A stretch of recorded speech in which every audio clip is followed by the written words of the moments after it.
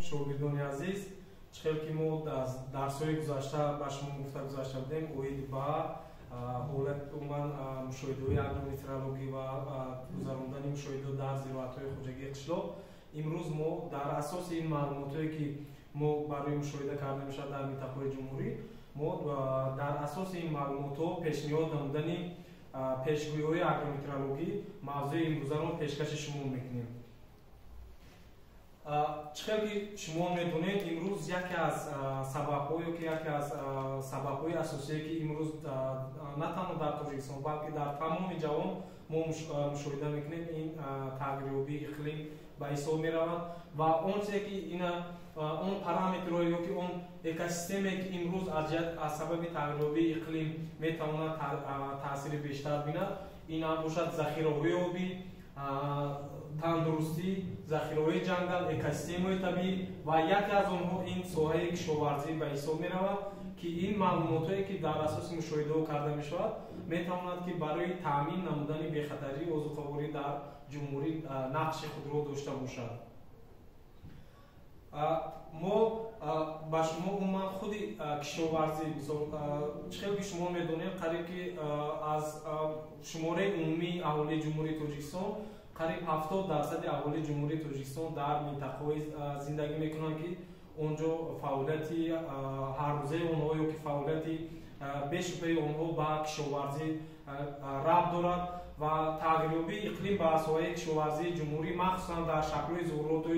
خرابی‌آور با مانند خشکسالی طولانی، خروج بیماری‌ها و حشرات‌های ضرررسان میتواند در اساس تغییریابی اقلیم با ساحه کشاورزی تاثیر خود را داشته باشد. نتیجه‌های آسیب‌پذیری نشان دادند که عامل‌های اقلیمی یعنی که بلند شدن حرارت، کم بودن نمی و با حاصل‌های زراعت تاثیر نظررس می‌رساند. از این رو در جمهوری معیارهای آبیاری و تکمیل دادن اصول‌های پرورش رستنی‌ها با گرمی و خنکی تاب‌آور وابسته به منطقه‌های اقلیمی خیلی ضرور و شرط می‌باشد. در سلاید نوبتی ما اوید با تغییریابی رژیم حرارتی در منطقه‌های جمهوری تاجیکستان آورده شده است. منبع معلومات این آگنتی آب و هواشناسی در حسابات خود درج گردیده است که در دوام 65 سال اخیر حرارت هوا در بعض ناحیه‌های جمهوری تا با 1 درجه در منطقه‌های بیشتر در نظر دارد منطقه‌های بودگی بلند شده است و این تغییریابی حرارت این در خریطه جمهوری تاجیکستان اینجا با نمودین بعضا از شبکه‌های آب و هواسنجی که در منطقه‌های جمهوری است آورده شده است. این شما می‌بینید که این از سال 1940 تا سال 2000 چگونه تغییریابی در منطقه رفته ایستاده است که این بیانگری اون است که در منطقه تغییریابی اقلیم چطور میشود احساس کرده میشود. در سلاید نوبتی عموما بارشات و یا خشکسالی خود همین بارشات چطور که این شما می‌دونید یکی از فاکتورهای اساسی که امروز با ساحه کشاورزی لازم است این بارشاتی که نمی به حساب می‌رود ولی متاسفانه امروز با سبب تغییر یافتن اقلیم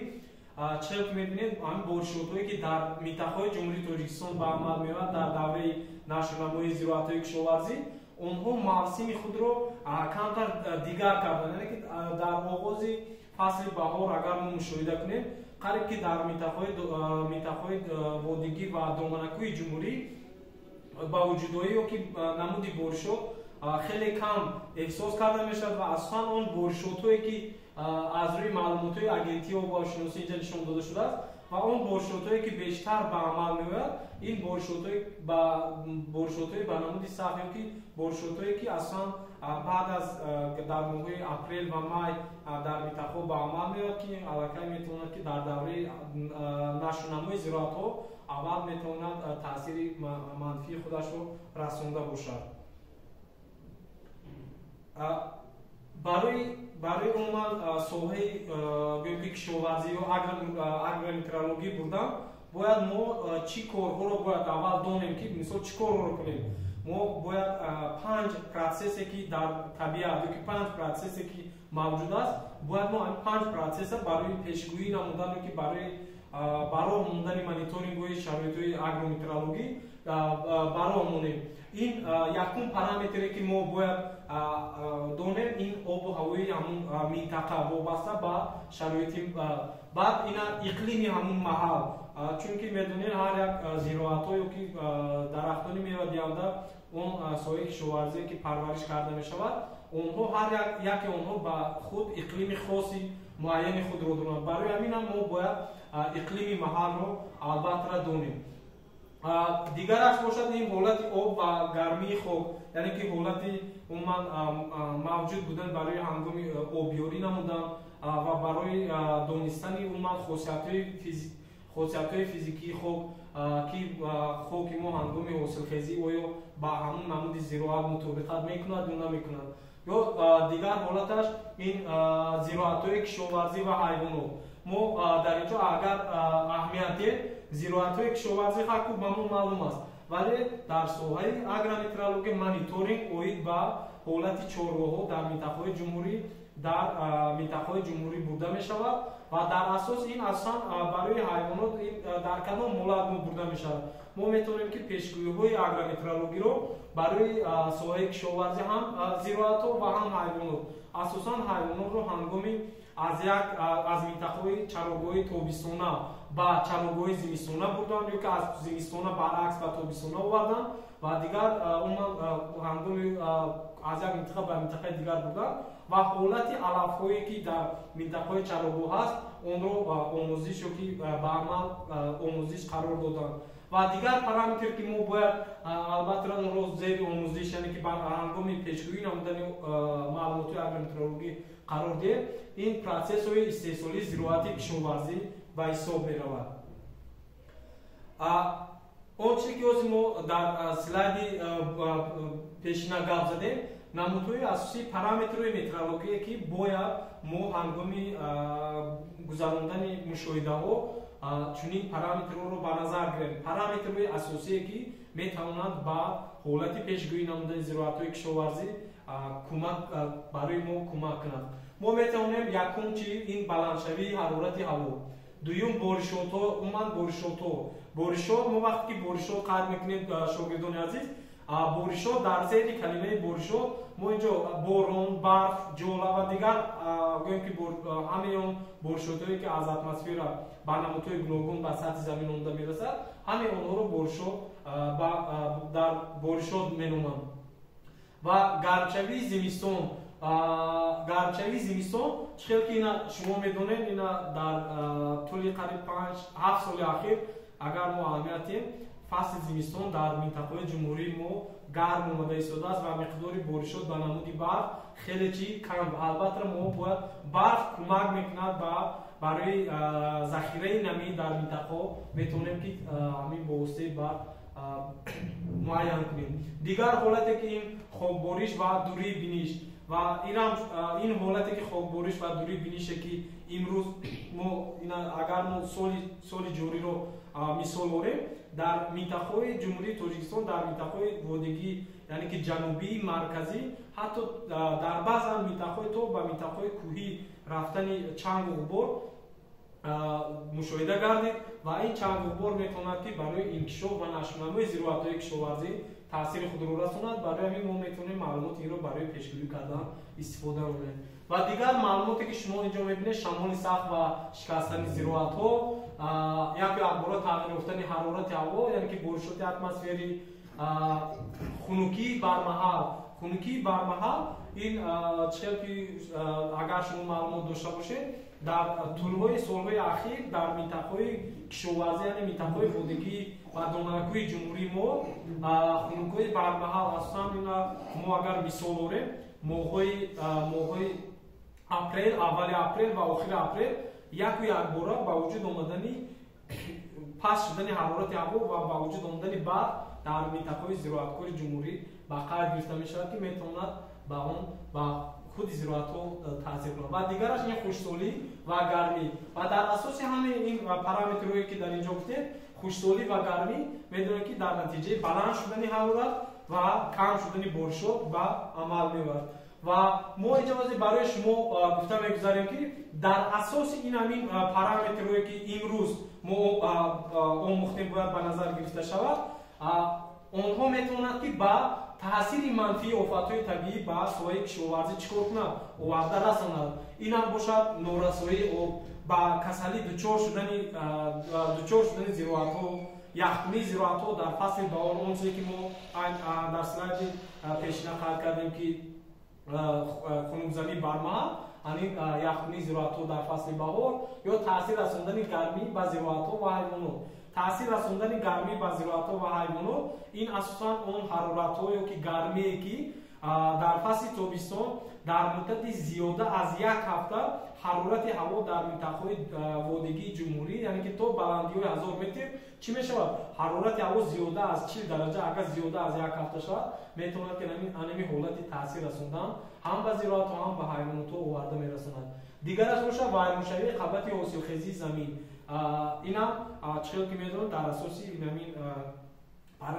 ба назар мегирифтани параметрҳое ки мо дар боло қайд кардем. баъд омадани сел ҳам имрӯз бинем ки дар минтақаҳое ки ҷумҳурии мо, дар минтақаҳои асосан дар ноҳияҳои тобе, дар як қисмати вилояти Соғд, дар минтақаҳои Домонакӯаш омадани сел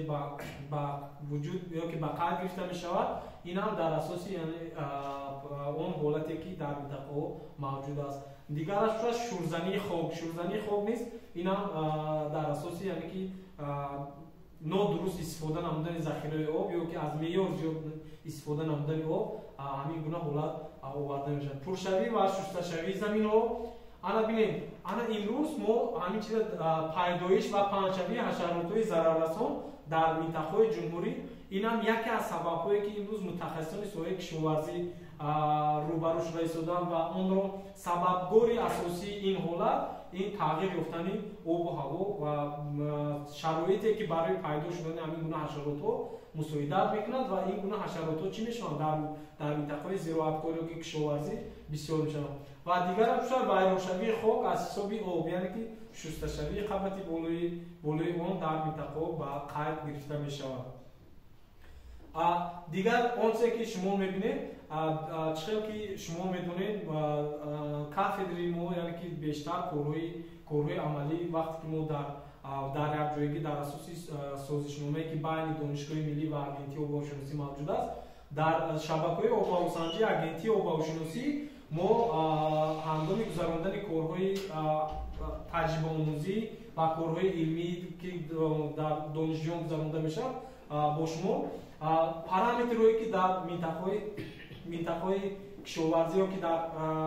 шабакаҳои обҳавосанҷӣ агрометеорологӣ бурда мешавад, ин параметрҳои асосие ки якумин дараҷае ки мо метавонем барои ба даст орем барои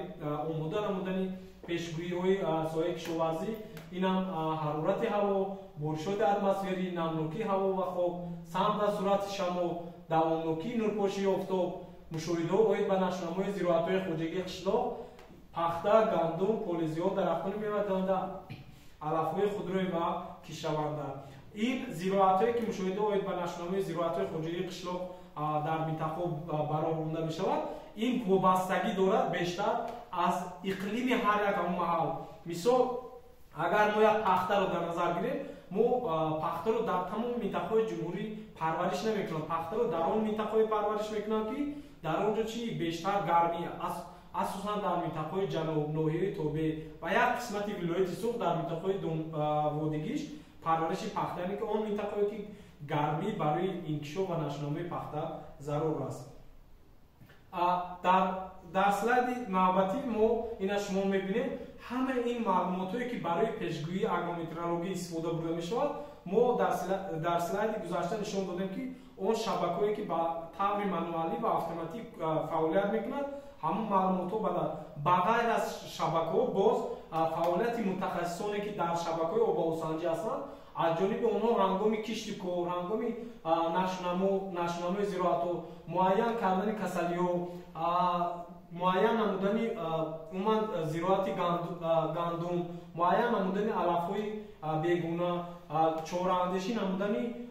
захимикатҳо ба дарахтҳо, яъне ки ҳамаи ин корҳое ки дар минтақаҳо гузаронда мешаванд аз ҷониби мутахассисони агрометеорологӣ ки дар шабакаи обовосанҷии агентии обовошиносӣ мавҷуд ҳастанд. онҳо ин корҳоро ба анҷом мерасонанд ва дар асоси ин маълумотҳо ва маълумотҳои обҳаво ҳар дуи маълумотҳо дар якҷоягӣ барои омода намудани пешгӯии агрометеорологӣ истифода бурда мешавад. баъд аз ина он маълумотҳое ки мо дар боло зикр кардем, ина барои якчанд маълумотҳои мунтазам таҳия карда мешавад ки вобаста аз ҳисобот дар бораи ҳолати зимистонгузаронӣ, омад дар бораи рафти зимистонгузаронии зироатҳо, маълумот дар бораи шароити кишти зироатҳои баҳорӣ ёки ҳолати кунунӣ, мисол зироатҳои кишоварзӣ дар давраи нашунамо, ҳамаи инҳо мушоҳида бурда ва аз ҷониби шӯъбаи агрометеорологӣ дар агентии обовошиносӣ чунин пешгӯиҳо омода карда мешавад ва инро мо метавонем ки дар рафти дарс дар дарсҳои минбаъда бо шумо барои омода намудани методи омода намудани пешгӯиҳои агрометеорологӣ истифода намоем. дар слайди навбатӣ вазифаҳои асосии таъминоти агрометеорологӣ дар соҳаи кишоварзӣ барои шумо манзур гардидааст ки чӣ хел ки шумо медонед барои огоҳӣ дар бораи шароити номусоидии мавҷуда ва пешбинишаванда, яъне ки ба ташкилотҳои хоҷагии қишлоқ маълумот дар бораи ҳолати зироат ва мавҷуд будани намии ҳаво сари вақт пешниҳод намуданд, таъмини иттилооти зарурӣ ба нақшагирии корҳои ҷорӣ дар тавсияҳо оид ба инобат гирифтани шароитҳои агрометеорологии ҷорӣ ва пешбинишаванда муқаррар намудани муҳлати оптималии ҳама намуди корҳои саҳроӣ ба муҳлати кишт, нуриҳои мисол ворид намудани нуриҳо, анҷом додани тадбирҳои ҳифзи растанӣ ва дигар корҳое ки барои монда мешавад дар вазифаҳои асосии таъмини агрометеорологии кишоварзӣ ворид мешавад ки ҳама ин гӯем ки мушоҳидаҳо ёки корҳое ки бурда мешавад, дар ахир онҳо таҳлили истифодаи ахборотҳои агрометеорологӣ, яъне ки пешгӯии маълумотномаҳо дар фаъолияти истеҳсоли хоҷагии қишлоқ, муайян кардани самараи фоидаи иқтисодии ифодаи онҳо дар ҷумҳурӣ пешниҳод мегардад. дигар ҳолате ки дар инҷо барои шумо маълум гардидааст, истифода намудани маълумотҳо дар се сатҳ, яъне ки дар маълумотҳое ки мо дар боло зикр кардем бояд чӣ гуна дар куҷо истифода бурда мешавад. мисол ина бинем ки мушоҳидачиён мутахассисон дар ҳар як минтақаҳо мушоҳида мекунанд, муайян мекунанд ва мегиранд, мо коркард мекунем. баъд аз коркард намудан маълумотҳои мо чӣ кор карда мешавад, яъне ки зинаи охирини кори мо ин чи аст? Якум, ин ҳангоми ба лоиҳагирӣ ёки ба нақшагирии корҳои кишоварзӣ, маълумотҳое ки дар минтақаҳо ёки маълумотҳое ки дар минтақаҳо мушоҳида бурданд, онҳо барои хоҷагии қишлоқ ҳангоми лоиҳакашӣ ёки барои сохтани системаи обёрӣ ё барои мутобиқгардонӣ ёки барои парвариши ин ё он зироат, ҳангоми ба лоиҳакашӣ аз ин маълумотҳои агрометеорологии васеъ истифода бурда мешавад. дигар ҳолате ки дуюм ҳолаташ ин барои тартиб додани корҳои нақшавӣ, яъне ба нақша гирифтани мисол ба нақша гирифтани ҳосили оянда ёки зарурати оё дар асоси мо наметавонем бе маълумот ба деҳқонон ёки ба истифодабарандагон пешниҳод намоем ки оё он чӣ кор. мо дар асоси ҳамон мушоҳидаҳо, яъне ки дар асоси пункти дуюми мо, яъне ки мо ба деҳқонон дар асоси маълумоти мушоҳида, яъне ки пешгӯӣ мекунем ки оё он дар ҳафтаҳо ёки моҳҳо ё дар вақтҳои муайян чӣ корҳоро барои соҳаи кишоварзӣ